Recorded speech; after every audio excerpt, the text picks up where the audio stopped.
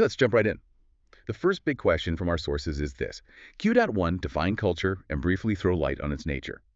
How do we even start defining something so huge? Well, it's true. We all have a feel for what culture is, but pinning it down is key. E.B. Tylor, way back in 1871, gave us a really classic starting point. He called culture that complex whole, which includes knowledge, beliefs, art, morals, law, custom, and any other capabilities and habits acquired by man as a member of society. What stands out to you there? That complex whole bit definitely jumps out. It's not just like one thing. It's cool. It's everything. Yeah. So, okay, if that's the definition, what about its nature? How does culture actually sort of behave? Exactly. And our notes list some really interesting characteristics. First off, it's seen as unique to human beings. Herskovits called it the man-made part of environment. Unlike animals, whose behavior is mostly driven by instinct, our culture is learned. It lets us purposefully change our world.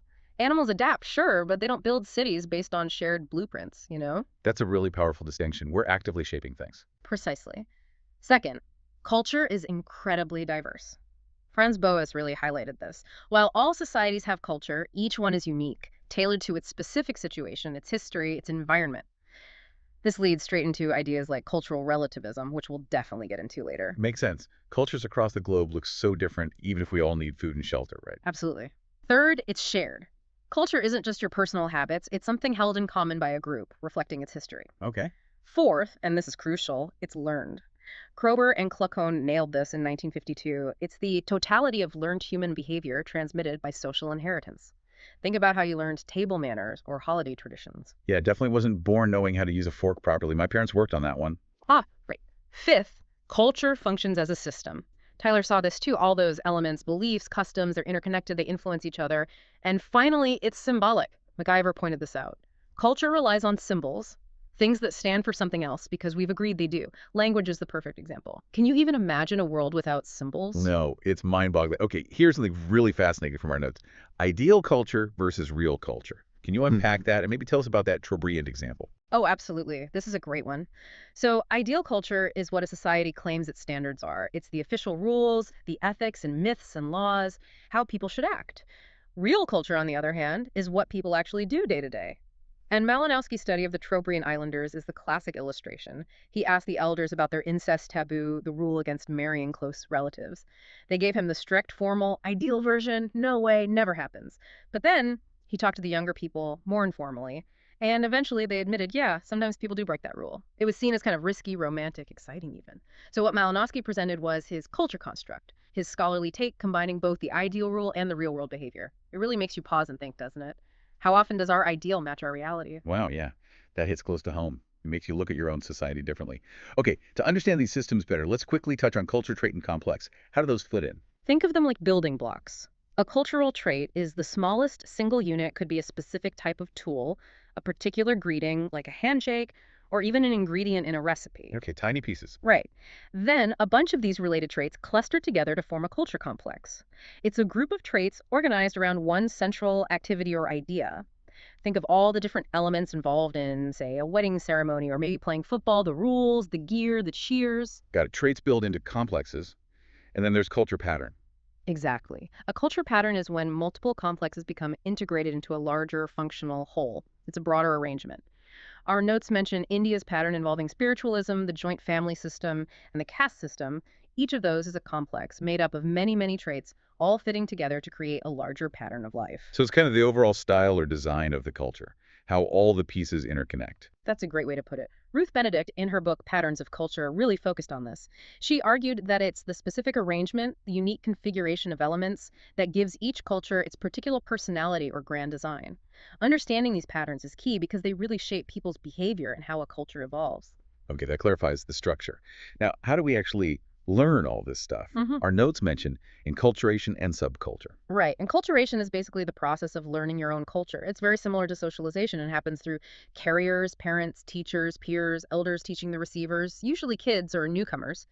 Think of traditional youth dormitories in some tribal societies. They were key places for enculturation, passing down lore and skills. So it's how culture gets passed on, and subcultures. Within any large, complex society, you'll find subcultures. These are smaller groups with their own distinct ways, maybe different slang, fashion, values, or norms, often based on things like ethnicity, job, region, hobbies. They have their own unique flavor, but they still share enough with the broader dominant culture to be part of it. Think of, I don't know, punk rockers or maybe tech startup culture. Distinct, but still part of the larger society. Okay, that makes sense. Uh, So we know what culture is, how it's structured, how we learn it. Now, what happens when different cultures bump into each other? That brings us to our next question. Q2, acculturation and contra-acculturation. Right. This is all about cultural contact. Acculturation is the process that happens when groups with different cultures have continuous first-hand contact, and this contact leads to changes in the original cultural patterns of both groups, or maybe just one. It can be driven by choice, like adopting useful technology, or sometimes by pressure from a more dominant group. It's about adaptation and blending. So a kind of cultural give and take. What makes it work smoothly, peacefully? Well, for peaceful acculturation, our sources point to three main things. The contact needs to be close and ongoing. There should be some basic similarity in their cultural patterns to start with, and ideally they share similar goals or objectives. Okay, but what if those conditions aren't met? What if it doesn't go smoothly? That's where contra-acculturation fits in, I assume. Exactly. If the cultural differences are too great, or if the contact involves conflict or domination, one group might react negatively. They might develop resentment, hostility, rivalry. Contra-acculturation is essentially a rejection of the dominant culture's influence, a revolt against the pressure to change. The Bursa movement among Indian tribes is often cited a pushback against Christian missionaries and Hindu influences. So acculturation isn't always this happy blending. It can be quite tense. And understanding this tension is super important today, especially in applied anthropology when working with indigenous groups or minority communities facing rapid change. That's a really important point. Okay, let's shift to a more philosophical idea now. Our notes ask about the Q-Quinant 3 superorganic view of culture. What's that about? This one is quite theoretical, mainly associated with A.L. Kroeber. The core idea is that culture operates as a distinct level or realm, almost like a force in its own right. It's superorganic. Superorganic, meaning above biology. Kind of, yeah. It means it's more than just the sum of individual actions or psychology. Kroeber argued culture has its own patterns, its own laws of change, that you can't fully explain just by looking at individual minds or biological drives. It emerges from humans, sure, but it takes on a life of its own. It can be accumulated, transmitted, changed over generations in ways that seem independent of any single person. So it's like culture itself is this big entity that shapes us, maybe more than we shape it at any given moment. That's the implication, yeah. It suggests culture has its own momentum, its own trajectory. Now, this view isn't without critics. People argue, well, can you really separate culture so cleanly from psychology or the environment? Aren't they all tangled up together? It sparks a big debate. Is culture an independent force, or is it always tied to individual minds and ecological contexts? It's still discussed in anthropology. Definitely something to think about. Our sources also had that diagram showing culture building blocks, trait, complex, pattern, configuration. You touched on it earlier, but maybe quickly recap how they build up. Sure. Imagine Legos. The smallest piece is the trait, a handshake, a word. You click a few related traits together, you get a complex like the whole set of rituals around marriage. Then you combine several complexes that fit together logically, and you get a pattern, maybe a society's overall approach to family life. And finally, all the major patterns integrate to form the total configuration, the overall shape and style of that specific culture. Simple elements building up complexity. That Lego analogy helps and leads perfectly into our next point. Q-Ant4 culture pattern, 10M. You mentioned Ruth Benedict focusing on specific patterns. Right. A culture pattern is that integrated whole formed by traits and complexes working together functionally. Like we said, maybe spiritualism, family structure, caste system forming a pattern in India, according to our notes. So it's how the pieces make a functional whole. Yes. And while earlier folks like Malinowski or Kroeber looked for universal patterns, Benedict's big contribution in Patterns of Culture was showing how particular groups have unique patterns. She argued that the way elements are arranged gives each culture its specific style or design. These distinct patterns create the grand design or configuration we just mentioned. And why does that matter for us? It matters because these patterns profoundly shape how people in that culture think and behave. Understanding a culture's specific pattern is crucial if you want to understand why they do things the way they do or how that culture might change over time. Each pattern highlights a unique way of being human. Okay, that makes sense. Now for a really big question, one that maybe challenges our assumptions. Yeah. Q.5, is culture unique to human beings? 20M. We touched on this, but let's dive deeper. Yeah, this is a fascinating one. Traditionally, as we saw with Tylor, Kroeber, and others, the definitions leaned heavily on man, human, man-made. The implication was pretty clear. Culture is our thing. But you mentioned animal studies earlier. Jay Goodall, The potato washing monkeys. Mm. Doesn't that muddy the waters a bit? It absolutely does. And scholars like McGrew have documented really interesting behaviors in non-human primates that look awfully cultural. Our notes list things like tool use by chimps and apes, complex gestural communication Goodall observed, that famous case of Emo, the Japanese macaque who figured out washing sandy sweet potatoes in the sea. And she taught others, right? That sounds like transmission. Exactly. She taught her peers, and the behavior spread through the group. And then there's the AI project in Kyoto chimps learning to use computers, even apparently helping each other learn tasks. That ticks boxes like learning, transmission. So it really seems like they have some form of culture. They definitely show learned behavior, sharing of information, maybe even rudimentary symbolic communication. But here's where many anthropologists draw a line, often following Leslie White's thinking. White argued that true symbolizing isn't just using a sign for a thing, it's the ability to freely and arbitrarily assign meaning to things and to understand complex systems of those meanings. Like human language, which is incredibly flexible and abstract, most animal communication, even ape sign language, seems more concrete, more tied to immediate situations, maybe more instinctual or heavily conditioned rather than having that deep, arbitrary, symbolic quality. Okay, so it's the depth and flexibility of symbol use. What else? Michael Tomasello adds another layer. He points out that humans have this unique ability for cumulative cultural evolution. We don't just learn things, we build on what previous generations learned, constantly modifying and improving traditions. That ratchet effect seems much less developed, if present at all, in other species. So we build on knowledge over time in a way they don't. That seems to be a key difference. And another big point from the notes. A lot of the most impressive ape culture studies happened in labs or controlled settings. To really make the case, you'd need to see this complexity consistently in the wild over long periods. So, the most careful conclusion, based on current evidence, is probably that presently, culture, in its full, complex, symbolic, cumulative sense, appears unique to human beings. Does that final answer feel right to you, given the evidence? It does make sense, focusing on that cumulative, deeply symbolic aspect. Yeah. Okay, let's move to a related concept. Our notes ask us to. You taught 6, compare culture with civilization, 20M. How are they different, yet related?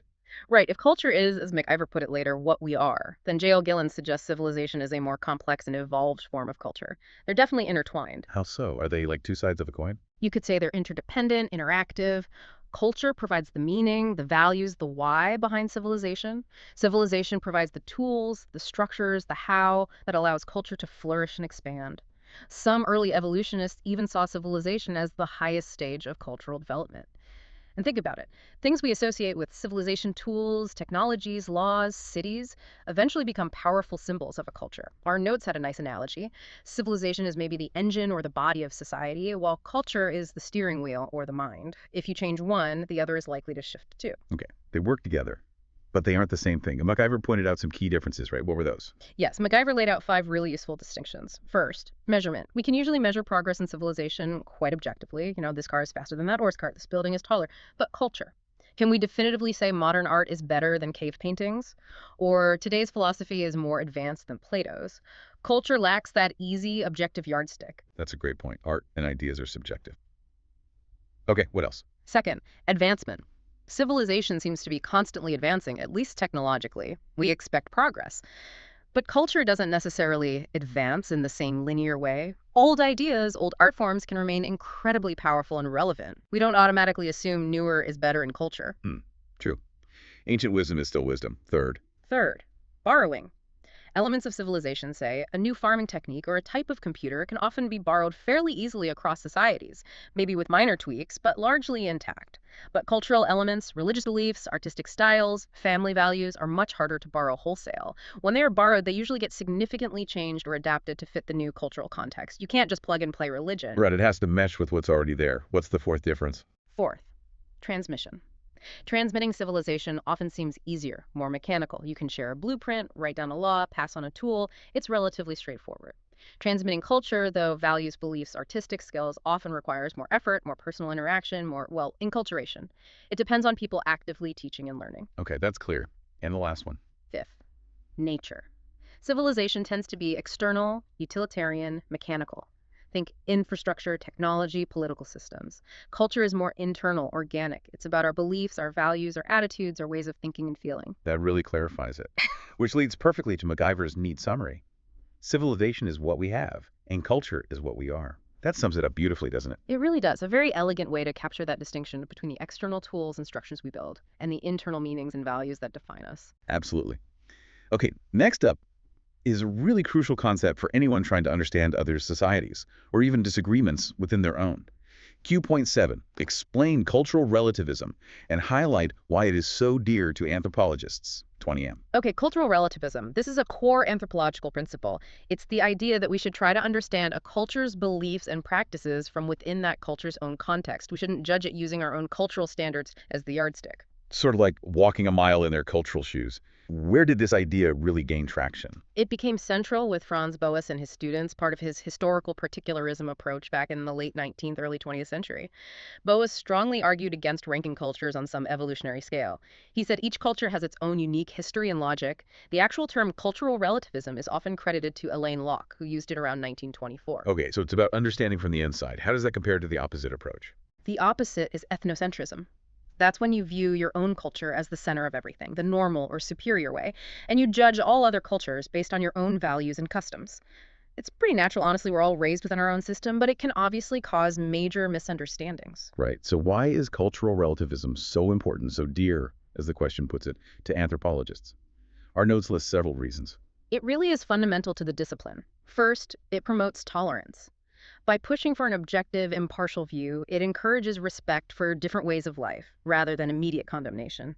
Second, it's crucial for understanding human differences. It helped debunk racist theories and the whole notion of primitive versus civilized. It reveals the vast, equally valid spectrum of human cultural expression. That feels incredibly important, challenging those old hierarchies. Definitely. Third, it's vital for applied anthropology. If you want to help solve problems in a community, say, health issues or economic development, you have to understand their culture from their perspective. Imposing solutions based on your own culture usually fails. Relativism helps design culturally appropriate interventions. Makes sense. Work with the culture, not against it. Exactly. Fourth, it ties into preserving human culture.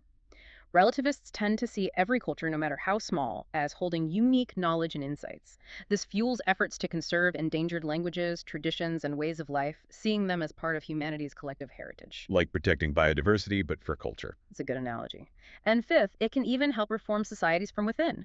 Paul Rosenblatt pointed out that if you understand a society's core values, you can sometimes use those same values to argue against harmful practices, like those violating human rights. You're using their own logic to persuade them, which can be more effective than outside criticism. That last point is interesting, but also sounds potentially tricky. Does cultural relativism have downsides? Can it go too far? It absolutely can, and that's a major debate.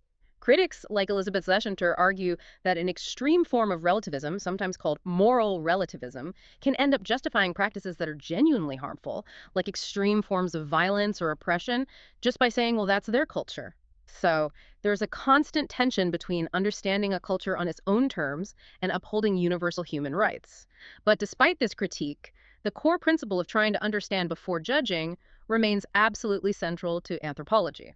Okay, that sets up our final comparison nicely. Ah, To really hammer this home, let's look at Q.8, present a detailed comparison between cultural relativism and ethnocentrism. so 20, 20. hurry. So just to recap the core difference, cultural relativism is about understanding from the inside using their logic. Ethnocentrism is about judging from the outside using your own logic as the standard.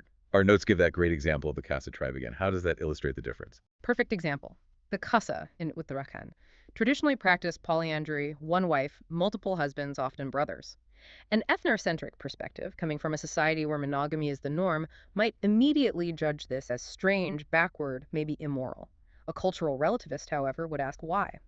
They'd learn about the Casa context, living in the Himalayas, farming on scarce, low-yield land. Polyandry helped keep land holdings consolidated within the family and likely helped manage population growth in a tough environment.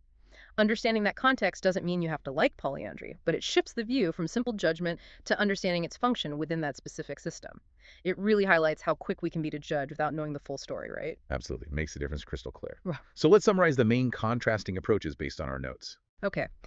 The cultural relativistic approach tends to be culturally sensitive, open-minded, curious, and it generally promotes cooperation and understanding between groups.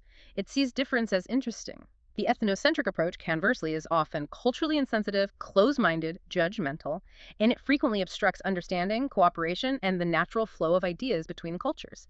It sees difference as wrong or weird. They seem like total opposites. Are there any maybe surprising ways they're similar?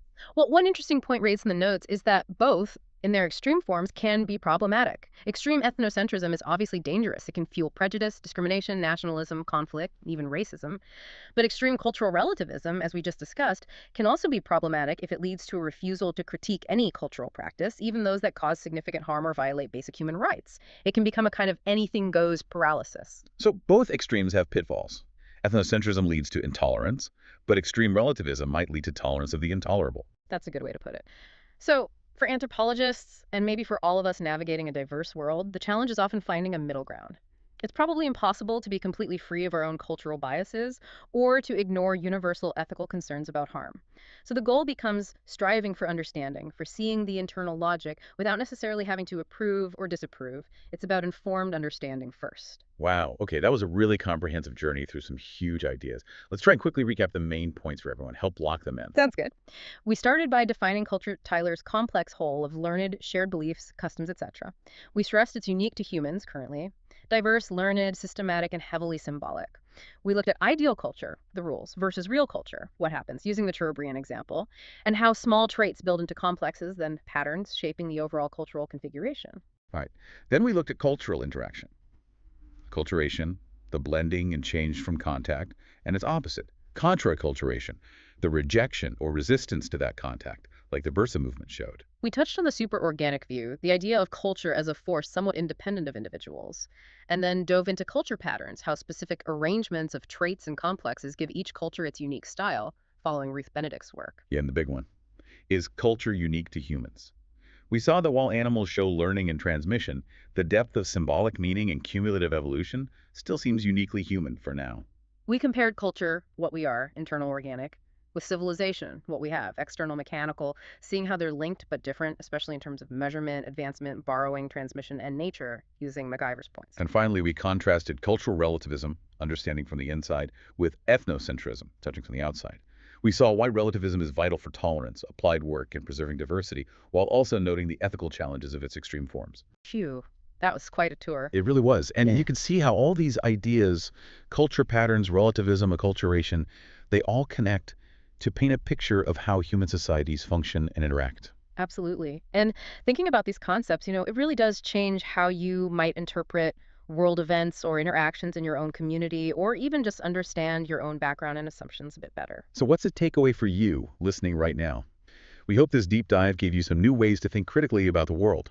Maybe the next time you encounter a custom that seems strange or hear about a conflict between groups, you can ask, what might be the ideal versus the real culture here? How might cultural relativism help me understand the context before I jump to conclusions? What underlying patterns might be at play? Thank you so much for joining us on the deep dive. Keep learning, keep asking questions, and keep exploring the incredible complexity all around us. We'll catch you on the next one.